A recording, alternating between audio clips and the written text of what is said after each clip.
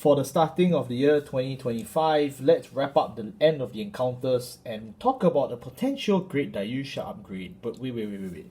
What the hell are we doing now? Hey, what's going on, guys? Arizu4 here. Today I am back to cover Dimensional Robos or Jigenrobos in set 6 or DZBT or 6th generation Dragenesis.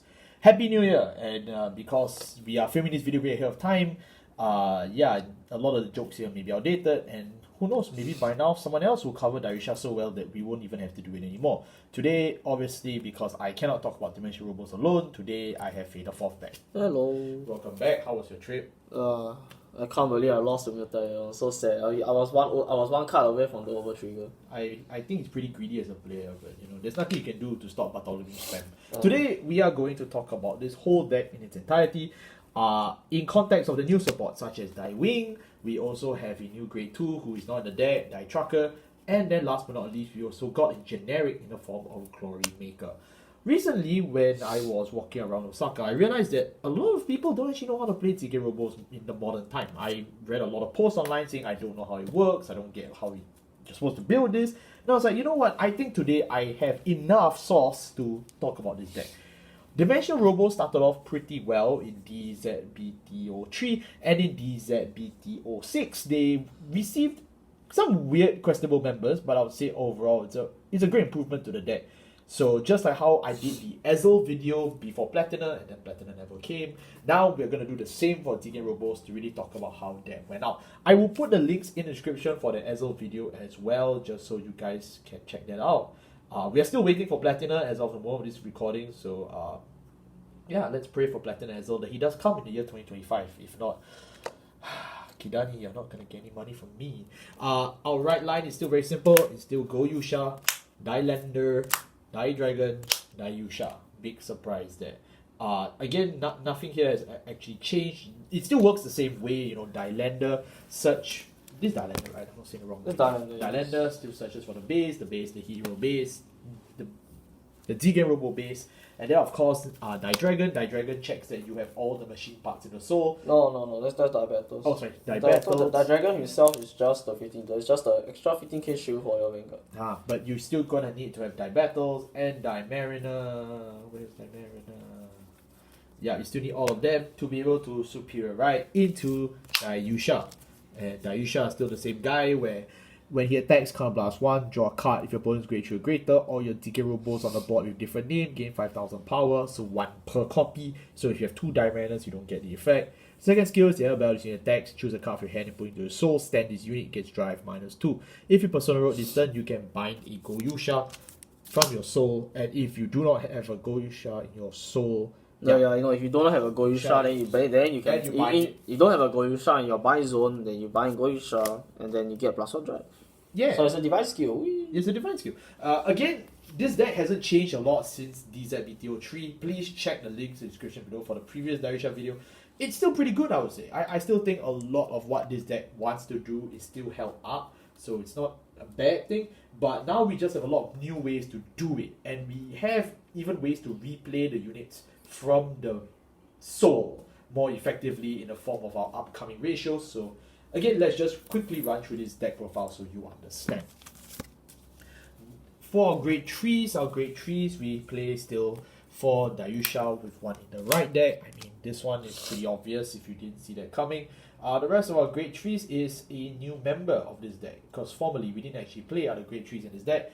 It is Super Dimensional Robo Daiwing. And he's not an encounter, he is an original, which means the Jigenrobos are live in 2025. I mean the robots. Yeah, yeah. But it's like, you know how the Batman had the episode where he's still around after 1,000 years? This is basically it, so... Yeah, it's kind of cool. So Daiyusha, as you already guessed, is a Persona Right based deck, so I won't really talk about him. Now let's talk about Daiwing. Okay, so Daiwing's skill is that auto when placed on the record circle from hand, so you only can use your hand, but it's the base only lets you call grade 2 or lower dimensional robos from the soul anyway, so it doesn't really matter whether you can place him on. No, it's mainly just so that you can't abuse him with like the Fire Red Guardians or like Veltrosa or stuff like that. Yep. But anyways, Daiwing's skill is that when it's placed on record circle from hand, if you have a Dimensional Robo Vanguard, you energy blast. Is it Dimensional Robo? Yeah. Yeah, it's just Dimensional Robo. So it's not tied strictly to Daiyusha. Wing, it's not just tied to Daiyusha. Then you Energy Blast 3, and you choose a Dimensional Robo from your soul and you call it, and that card will go back to the soul at the end of the turn. So basically, you get to call one additional card out from the soul without using the base's rest abilities, which are only once per turn. And by doing so, you can actually replay one of the pieces, and it goes back. So even though you EV3 to -1, technically speaking, you got the full on place effect, and now it evades the board, which is very good in the control meta, such as Command, Messiah, Vermilion, Gandiva, which I think is really impressive as a whole that they even bothered to give us a replay skill. I kind of wish they did, and they actually did. And this guy still has a shield skill as well. Yeah. So his second skill is that it's continuous Rearguard Circle, Guardian Circle. If you have one or more base card in your order zone, this guy gets 5k power, 5k shield.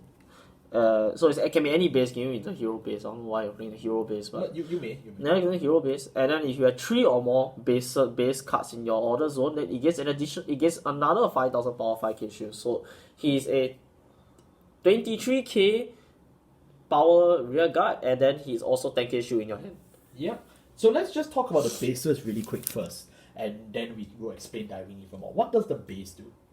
So the base originally, it was a really, really good resource engine because it lets you rest itself to choose a dimensional roll, grade 2 or lower dimensional roll from your soul and put it into your, from your drop, put it into your soul. But if you placed it that turn, then you can search your whole deck rather than just your drop. Deck Right. or drop rather than just drop. Then the second skill basically let you fill a field for basically free, which is energy. And also, then the first skill also let you energy charge one, which fills the second skill. Because the second skill is rest itself and EV2 to call a grade 2 or lower dimensional robo from your soul to Rearguard Circle. And then all of the dimensional robos basically activate their skills when they're called from soul, so it's really, it helps facilitate the playstyle. And that matters for Daiwing because you can use the bases to now fully set up and move to soul for your pieces, and then Daiwing now calls it out instead of using the base to call it out. Yeah. So it's really, really good for early turns when you don't have a lot of bases, or just the turns when you just don't have a lot of bases. Then Daiwing is really important, but the more bases you have, the less important Daiwing becomes, because you basically turns into a exercise of how much energy do I want to use this turn. Do I want to use 6 energy, do the same thing, or do I just want to use 4? But then again, even if he becomes useless, he does have a shield skill, so you can just hug him in hand. Yeah. So, and he makes a better magic number compared to Daily, so that's something to also think about as well. Okay. So you would say this card's pretty good for Daiyusha? It's very good. Yeah. But it's very good, but at the same time also it just helps with the play style. It doesn't really help make the ceiling higher. It just helps with the play style a lot more. That's fair. I don't get why some people play 2 or less of Daiwing. Like, if this card is good, why not just play it in 4? Because you have to see in hand. Then it's very complicated. Like Daiwing is really, really good, but at the same time also there's just some turns you just look at him and like what is this guy dropping? Like what is he doing? Alright, that's fair, I guess. Our grade 2s then.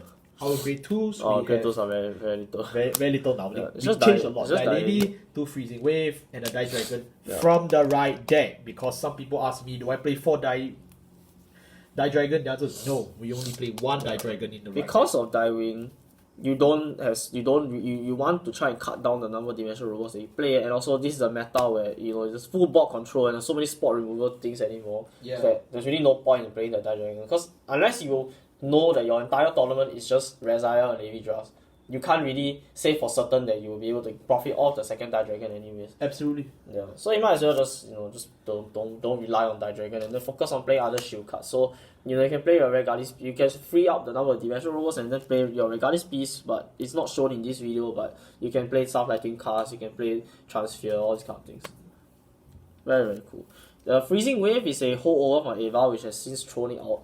So Freezing Wave skill is that it's a grade 2 Blitz order that requires you to pay Soul Blast 1 to play it, and for each rested for each rested set order that you have, it you give your Vanguard 10,000 power. Okay. So it basically acts as like super big shield. A over trigger level of shield at that point, because like on turn 2 is a 20k shield. On turn 3, let's say if everything goes well, you have your third base is a 30k shield, and then subsequently after that it's a 40k shield. So it's a really, really substantial. It's really, really good to guard absolutely insane scaling that some decks like Ezel have. I don't know why. I'm sorry if I keep saying Ezel, but this is the environment that we live in. Sadly. Pray for the ban list. Then for Dai Lady, she basically just acts as another 4 copies of your base card. So when you do your mulligan, if you see Dai Lady and you don't feel like tempting fate and want to go through the rest of your deck, you can actually just keep Dai Lady in hand. Then you can just use her for the base search. That's right. Because using Daiyusha's CB1 when your opponent is not a grade 3 is honestly not that important. It's just a draw. It's just a CB1 draw. It's a Vibasuka. So actually knowing when to use Daiyusha versus Daiwing is more important, right? Yeah. In terms of the energy resources and stuff. And for the CB as And well. for the CB. If you rather just have the body on the board and then also be able to CB1 get the base, and if rather than just only having the base or then having the CB1 draw one, you can make a lot of decisions. Okay. On grade 1, so obviously we play 1 copy of Dailander in the right deck, and then after that we play 2 copies of Dai Battles, 2 copies of Dai Nalina, who is our frame. I'm so sorry. And for Perfect Guards, Yeah, for for Baldury, and then 2 copies of this guy, Belston. and last but not least, 3 copies of Glory Maker, who Yeah. is our generic this set. Don't you love generics, my friend? I love generics. Love generics. So Belston, he's just here to maintain the longevity of this deck. But honestly, like he's gonna get cut very, very really soon, honestly, because you still you have so many quality grade 1 boosters at this point that having Belston is kind of a brick on the board. Belston used to be super good, but now he's like, what the hell? Yeah, but I mean, you should still get him, but I think he's not much of a priority anymore. Honestly, like, if you cannot afford him still, you can just get Bobomine, because he's gonna get cut in a few sets anyway. Bobomine will serve you much better. Bobomine will last for a million years. Yeah, of course, it's the Baldury. So generics. So now more than ever, I think Baldury has shown that his longevity in like most Brangate decks that was released after his introduction and even before his introduction. Because Baldury's effect, if you didn't know, is that at the end of the battle that he boosted, you put him. If you have a set order in your order zone, which is the whole you're playing Brangate rules. I love your whole it's all set orders. You put him to the soul. You look at the top 5 cards in your deck. You review either a grade 2 or greater card from among them, or a set order, and you add it to your hand. Yep. So now more than ever, especially because we are playing 4 starters for our deck, and then we're also playing 3 persona, right? Yeah. Border is very, very, very, very, very important to hit from that top 5. So it's important that we actually search for them all out. Yeah. Then for Perfect Guards, because we want to stay alive, fellas. Yeah, and because you are playing Freezing Wave, you can't use Sanctitude. A suspiciously high number of copies, you honestly can be playing more Freezing Wave. That's why you don't play Sanctitude. Yeah. Loa is not real. Okay? Loa is not real. What is a Loa? Then of course we just play 2 of the other machine parts because we generally don't need to play so many because of Daiwing, and you try to your goal is with DP is always just try to win the game quickly and just pressure your opponent. So no point playing so many copies of cards that don't do anything unless you call them from the soul. Alright. But now we move on to the generic. I love generics. Yeah. And we have 3 copies of Glory. Honestly, it could be 2 copies, but I think 3 copies is a fair amount because of her skill. Tell us what it does. So her continuous skill is that if your Vanguard only has 1 clan, which our entire right line is, and you do not have a G zone, you activate all of the following effects. The first effect is that in drop, when your grade 3 Vanguard is placed on Vanguard Circle, when a grade 3 or greater unit is placed on Vanguard Circle, you call this card back from your drop zone to any Vanguard Circle. Does it check if you have the same name around? Yes, it does. So it's basically Maple. Yeah, it's basically just Maple skill. Okay. So you can only call back 1 Glory Maker. So that means you wouldn't play 4 in the first place, because that would be breaking it. Yeah. Okay. Then its second and most important ability is that when it boosts, when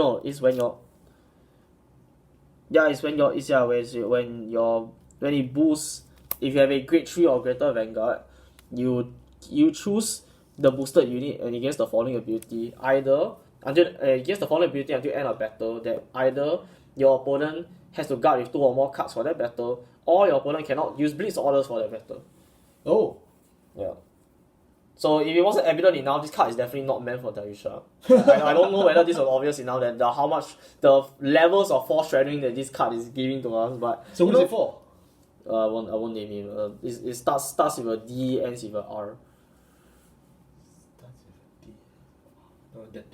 Okay, so but anyways, Glory Maker is really good in Daiyusha, but obviously even though it's the wrong cast member, but it's it's a callback to when she was the original Dimension Police as special booster, and everyone really complained.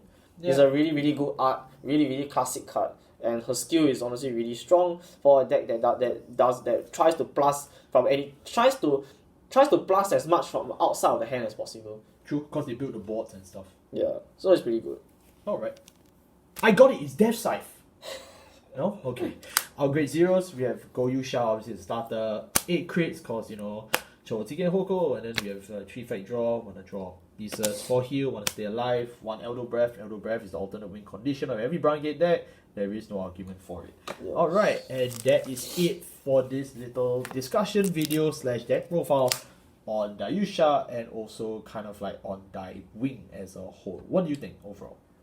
I think this deck has been the most fun deck that I played this year. Really?